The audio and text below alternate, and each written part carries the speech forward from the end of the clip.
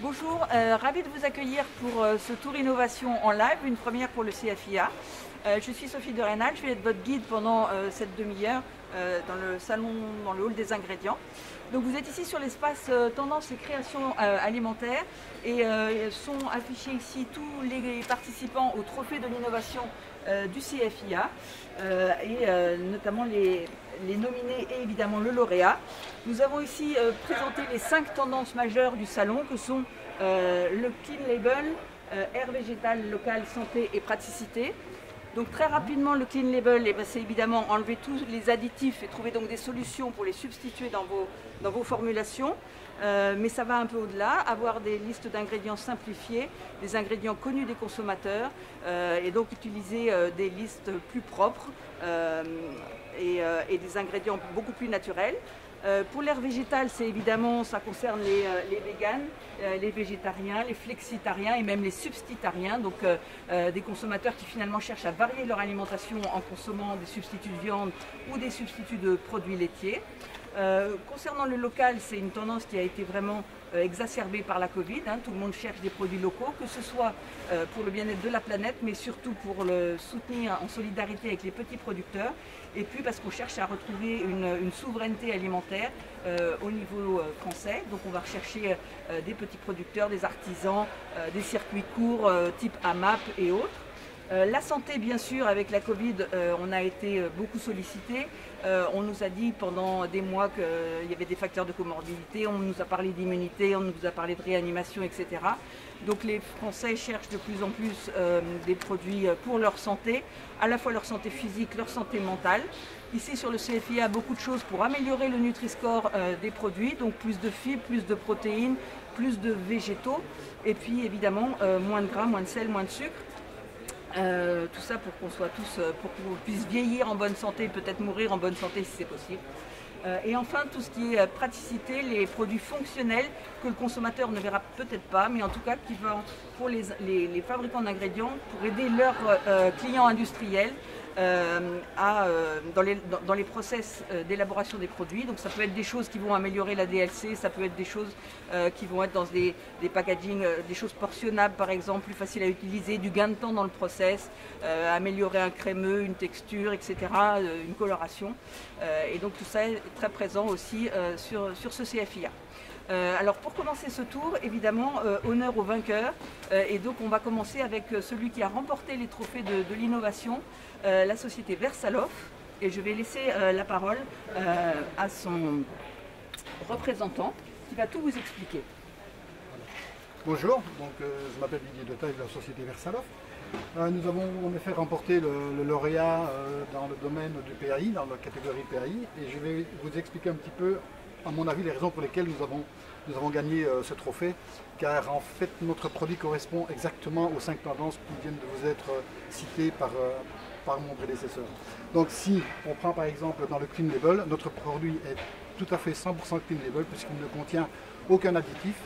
Et dans le process de réalisation du produit, il n'y a aucun produit chimique qui intervient. Donc nous sommes vraiment dans l'esprit du Clean Label, tout en étant un produit frais avec une DLC de 35 jours à la livraison et un produit qui est pasteurisé, non stérilisé. Dans l'air végétal, eh bien oui, là on est totalement dans l'air végétal puisque le Chicobae trouve son origine dans la racine d'une endive. Et donc, grâce à ce process que nous avons mis au point et que nous avons fait breveter, on arrive à un genre de pulpe qui donne, une fois qu'on y ajoute des compléments, qui permet de pouvoir faire par exemple un hamburger ou bien un nugget ou même un substitut de viande, comme type ici, exemple de viande hachée qui peut aller dans une sauce bolognaise ou quelque chose de ce type-là. Alors, dans le domaine du local, mais là aussi on est vraiment dedans, puisque nous sommes nous-mêmes encore aujourd'hui producteurs d'endives en Belgique et nous n'avons pas besoin pour réaliser ce produit de faire venir des produits des pays lointains, c'est vraiment du local dans ce sens-là. Point de vue santé, notre produit permet d'améliorer le Nutri-Score des produits finis, ce qui est vraiment aussi tendance aujourd'hui. Et pour terminer, d'un point de vue praticité, c'est un produit qui, dès l'ouverture de la poche, peut être mis en œuvre pour arriver à avoir un produit fini. Donc il ne demande pas au niveau de l'industriel, ça ne demande aucun investissement en termes de machines, puisque dès l'ouverture de la poche, le produit est hydraté et est prêt à accepter tous les compléments alimentaires pour obtenir un produit fini. Voilà, j'espère. j'espère que j'ai été complet. Donc, C'est merci. parfait, je vous remercie beaucoup. Merci beaucoup. On va continuer notre tour innovation sur le salon en allant voir la société Foodinnov qui était également nominée pour ces trophées de l'innovation et donc qui va vous présenter Additive Screener, donc une nouvelle application pour aider les industriels à améliorer leur liste d'ingrédients. Bonjour Vincent. Bonjour. Est-ce que vous pouvez nous présenter donc cet Additive Screener, s'il vous plaît? Donc Additive Screener, c'est une application web qui est une base de données en fait qui décrypte tous les additifs, que ce soit les 323 additifs qui sont autorisés en Europe.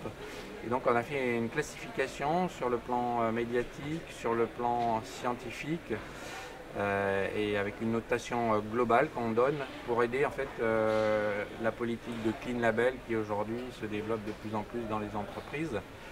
Voilà, donc ça intéresse les industriels bien sûr qui formulent donc, ou qui veulent reformuler leurs produits, mais ça intéresse aussi les achats voilà, qui peuvent constituer leur cahier des charges en notifiant les additifs qu'ils ne veulent plus voir dedans. Voilà, donc on répertorie tous les médias qui font une classification sur les additifs. Donc comme ça, en un coup d'œil, on a une vision globale. Des fois, il y a des surprises. Et puis, on met en parallèle la partie scientifique. Et on s'aperçoit en fait que quelquefois, c'est un petit peu contradictoire. C'est-à-dire qu'il y a des additifs qu'on considère scientifiquement comme un risque et qui finalement, médiatiquement, ne sont pas du tout sur les feux de l'actualité. Et l'inverse est aussi vrai. Voilà, on a beaucoup parlé du sel nitrité récemment. Bon, Finalement, c'est pas si grave que ça pour la santé. C'est si dangereux que ça, alors que le produit est sous les feux médiatiques. Diabolisation par les médias parfois. Voilà, tout à fait. Très bien. Voilà. Merci beaucoup Vincent. Merci. Nous allons continuer notre tour avec la société GNT. Là encore un peu dans le Clean Label et même le Clear Label, puisqu'on va nous proposer des aliments colorants pour éviter tous les E dans votre formulation. Alors on va chercher Aurélien. Bonjour Aurélien. Bonjour. Est-ce que vous pouvez nous expliquer ce que nous propose GNT aujourd'hui? Oui, avec plaisir. Donc GNT, en fait, on est une société qui fait des concentrés de fruits et légumes pour colorer les denrées alimentaires, en fait. On fait ça depuis 40 ans. Et l'idée de nos produits, c'est d'être le plus clean et clear label possible, c'est-à-dire qu'on va faire vraiment du fruit et du légume pour colorer. Donc là, ici, vous avez un exemple sur les étagères. On a reproduit un petit peu ce que vous pouvez trouver en supermarché pour vous montrer que les concentrés de fruits et légumes peuvent apporter des couleurs chatoyantes et des couleurs intenses. Vous voyez, même les tagadas sont colorés avec des coloring food. On appelle ces produits des coloring food avec du radis, de la cartame, des produits de ce type-là. Et en fait, si vous descendez un petit peu en dessous, vous allez voir un logo coloré avec des fruits et légumes. Et en fait, c'est dans la démarche d'une Clean Label, un logo qu'on a développé pour promouvoir en fait les concentrés de fruits et légumes et puis promouvoir le Clean Label, voire même le Clear Label. C'est-à-dire qu'en fait, vous expliquez au consommateur de manière transparente que le concentré de carotte qu'il trouve dans son yaourt à la fraise, il est apporté par un concentré de carotte et il permet de colorer le produit fini. Donc voilà un petit peu. La spécificité de notre société aussi, pour continuer là-dessus, c'est qu'au niveau sustainability, on est intégré de A à Z. Donc ça, vous retrouvez ça sur ce plateau ici. En fait, on a des graines qui sont la propriété intellectuelle de notre société. On les fournit aux agriculteurs. Ils cultivent, on rachète les carottes, les potirons, les fruits et légumes et on les transforme pour faire de concentrés de fruits et légumes. On est vraiment sur une chaîne d'approvisionnement complètement intégrée. Pas de rupture, sustainability, pas d'OGM. Et voilà, on peut faire ce qui est le plus clean possible pour nos consommateurs.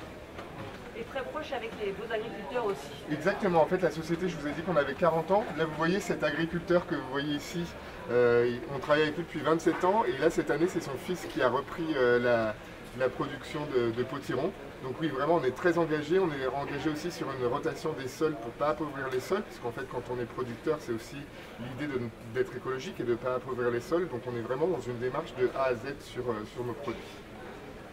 Super, merci beaucoup Merci. Aurélien. Continuons notre tour. Bonne continuation. Continuons notre tour. On va s'arrêter. Pardon.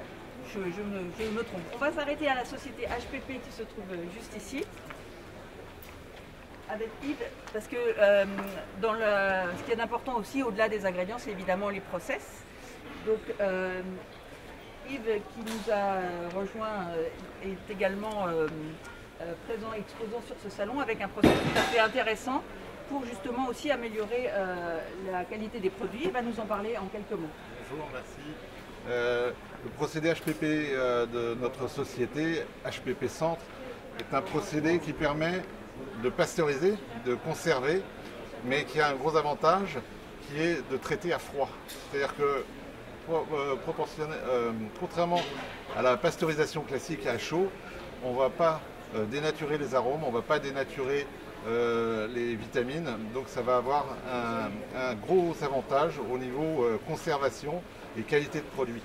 Ensuite, le deuxième avantage, c'est qu'on va sécuriser comme une pasteurisation, et puis surtout, on va rallonger la durée de vie, et donc ça va permettre aussi d'accéder à des nouveaux marchés, de réduire le gaspillage, de faire des économies dans l'organisation des productions.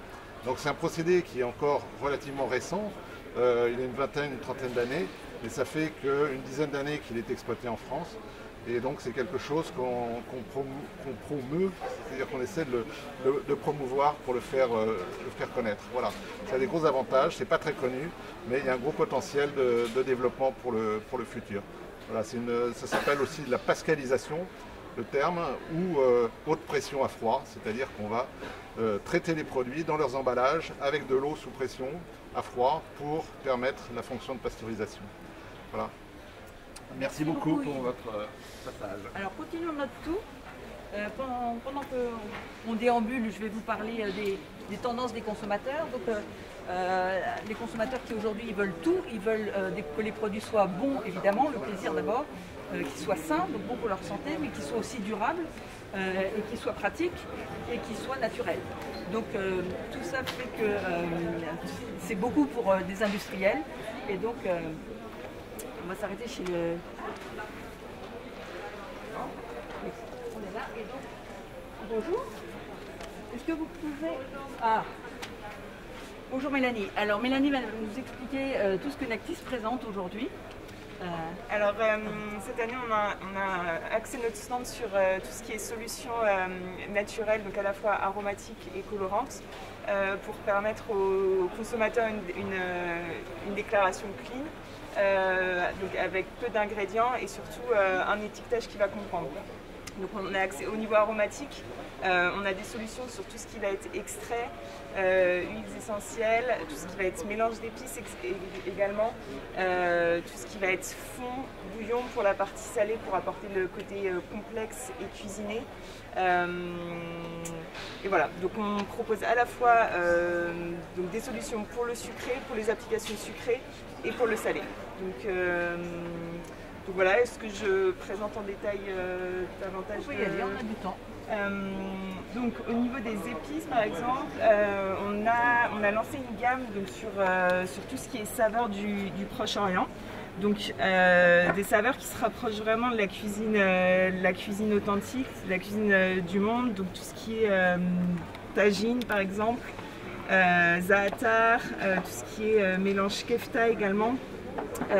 Shish taouk, baharat, voilà, donc des choses qui sont peu connues des consommateurs finalement, mais qui vont être appréciées par le côté expérience, découverte, et encore une fois qui va permettre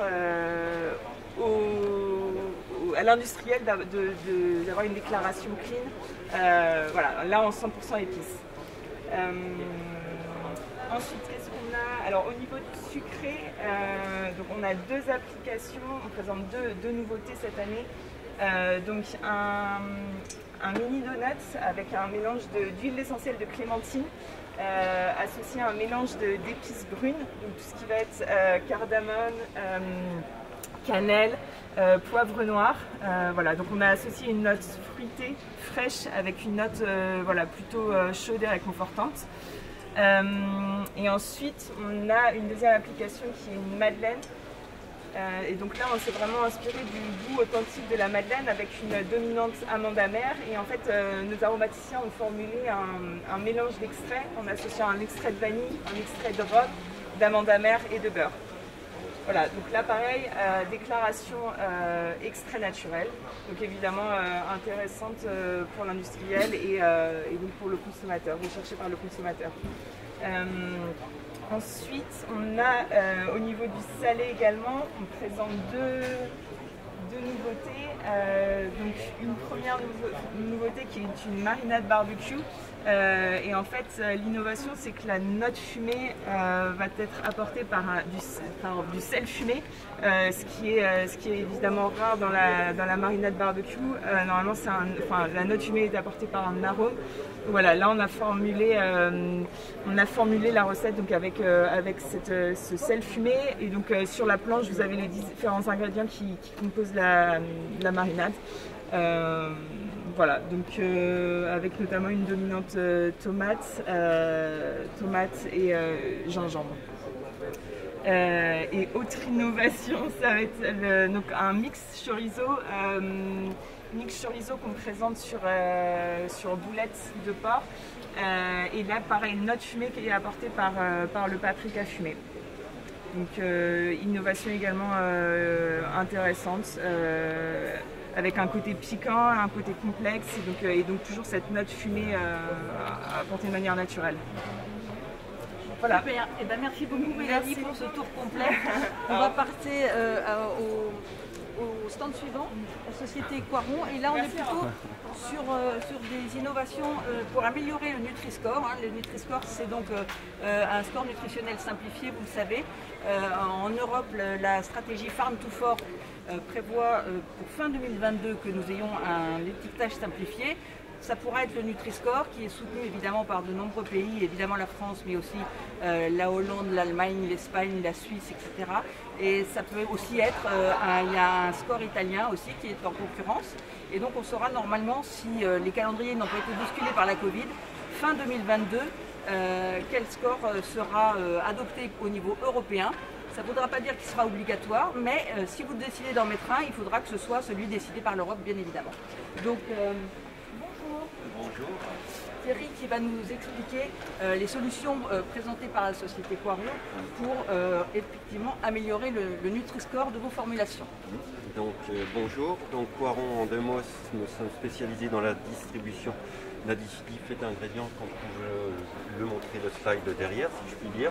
Donc on fait, pour vous donner une idée de la volumétrie, 26 000 tonnes d'additifs et d'ingrédients au niveau de la France.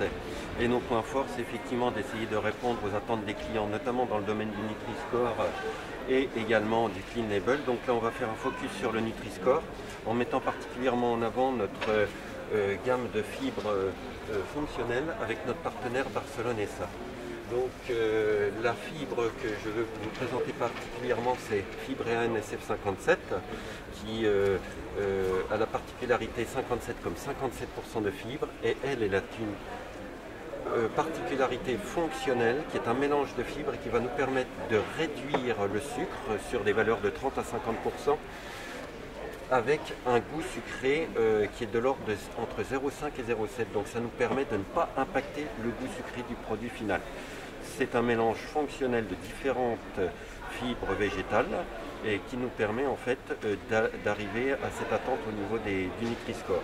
Alors, si on parle plus particulièrement de recettes qui ont été effectuées, on a ici un visuel sur des gâteaux que vous pouvez retrouver traditionnellement dans le commerce avec des teneurs en sucre de 23%.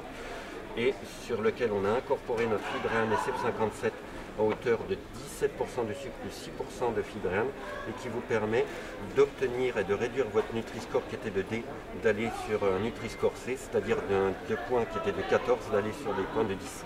La particularité de cette fibre également, c'est qu'elle vous permet de colorer également un peu plus vos produits en BVP, donc de jouer sur le couple température-temps et ainsi d'aller également sur la réduction des coûts pour nos clients finaux. Si on parle toujours de cette gamme de fibres fonctionnelles, on peut aller également sur ce type de fibre. C'est une fibre liquide qui s'appelle Fibrean SF25, qui elle a la particularité d'avoir des propriétés humectantes et qui vont vous permettre de substituer des glycérines ou du sorbitol qui sont étiquetés E et qui vont en fait dans le sens de la demande de la plupart des clients maintenant, qui sont d'alléger en fait les recettes avec les étiquetages E, et donc application BVP, pâte jaune, à partir du moment où vous voulez réguler ce qu'on appelle la W du produit. Donc une solution Clean Label. Une solution Clean Label, effectivement. Si on revient au Nutri-Score, on a également toujours, là je suis un petit peu désordre, mais qui nous permet de revenir à la fibre NSF 57. On a réalisé également des crèmes anglaises avec un Nutri-Score A, c'est-à-dire que ces crèmes anglaises dans le commerce, vous êtes sur un Nutri-Score C. Le fait de substituer une partie du sucre, c'est-à-dire qui était de 15% de sucre, d'aller sur 10 de sucre plus 5 de fibres, vous permet de passer en Nutri-Score A. Donc c'est un score plutôt intéressant sur de la crème anglaise. Là. Voilà, on peut terminer en fait sur ces fibres avec des fibres toujours végétales, qui sont des mélanges fonctionnels, et des fibres texturantes qui sont particulièrement adaptées à l'industrie de la laiterie. À partir du moment où on va avoir un traitement d'homogénéisation, de traitement mécanique, on va activer le pouvoir texturant de cette fibre qui va nous permettre d'améliorer le Nutri-Score et d'alléger la composition en substituant des xanthanes, des gélanes, etc. Un dernier point également sur le Nutri-Score avec un sel qui lui est un sel naturel issu d'une mine produit en Espagne et qui contient en fait naturellement du KCl, ce qui vous permet avec un étiquetage Clean Label sel allégé en sodium de réduire la teneur en chlorure de potassium E508 et d'éviter cet étiquetage. Donc là on a fait des recettes de gazpacho avec ça qui nous permet d'alléger et d'améliorer le Nutri-Score également. Voilà. Super, merci beaucoup Thierry, c'était très complet. J'espère que ça vous aide chez vous, à penser à vos nouvelles formulations. Nous allons nous diriger maintenant sur un autre stand. Le troisième nominé au Trophée de l'innovation, qui n'a donc pas été lauréat, mais en tout cas qui s'est distingué parmi les plus de 30 dossiers que nous avons reçus cette année sur le CFIA, toujours très innovant évidemment. Donc c'est une protéine, la protéine les protéines en général sont très recherchées en ce moment. Alors c'est très curieux parce que les nutritionnistes nous disent qu'on en consomme déjà trop, mais c'est vrai que les protéines, et notamment les protéines qui ne sont pas animales, sont très dans la tendance, que ce soit recherchées par des véganes, des végétariens, des flexitariens. Et donc là on va sur un nouveau type de protéines, et c'est Sophie qui va nous en parler. Oui, bien sûr. Sophie, bonjour. Donc, est-ce que vous pouvez nous parler du produit qui a été nominé à ces trophées de l'innovation cette année? Bien sûr, tout à fait. Donc, aujourd'hui, lors de cette nouvelle session du CFIA, où on est très heureux de pouvoir participer, Biospringé a présenté une innovation qui est une protéine de levure, donc issue de fermentation. C'est un ingrédient vegan qui permet de développer des produits véganes et les enrichir en protéines. C'est donc une protéine qui est issue de Saccharomyces cerevisiae. C'est une poudre de couleur claire qui contient 75% de protéines. Et l'intérêt de cette protéine, c'est qu'elle a aussi un piliquase de 1, donc un profil en acide aminé qui répond aux besoins nutritionnels. Et voilà, donc Biospringé est très fier d'avoir réussi ce lancement sur le marché européen. Et vous êtes les bienvenus sur notre stand encore aujourd'hui pour déguster des petites barres de céréales qui ont été développées avec cette protéine de levure. Vous nous confirmez que la demande en protéines est forte en ce moment, et notamment drivée par tout ce qui est végétarien, vegan, flexitarien. On ne peut pas dire que c'est végétal, mais on ne peut pas dire que c'est animal non plus. C'est vegan, c'est vegan suitable, donc c'est utilisable dans toutes les formulations vegan puisque c'est issu de la levure qui n'est animal free. Et effectivement, on a vu ces dernières années une croissance incroyable, surtout le développement de produits véganes. Sur la France beaucoup, mais également sur d'autres pays européens, l'Allemagne, le Benelux, l'Espagne énormément également.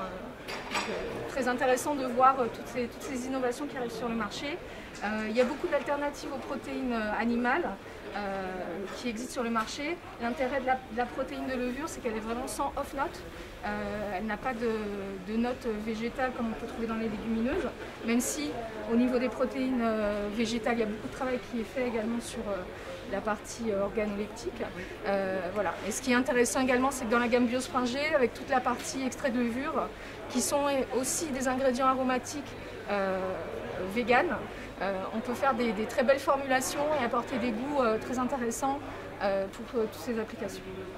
Et ce qu'il y a d'intéressant aussi, c'est le profil effectivement des acides aminés, Voilà. parce que chez les végétaux, c'est toujours ce qui manque. Il manque des acides Parfois, il en manque aminés essentiels, un ou deux. Un ou deux, c'est ça, effectivement, par rapport aux produits animaux. Donc là, on a un PIDICAS de 1 et un DIAS, donc un score de digestibilité de 1,02. Donc ce qui en fait Presque une protéine parfaite. C'est une protéine parfaite, exactement. Comme Super, merci beaucoup Sophie, et bonne fin de salon aujourd'hui. Merci.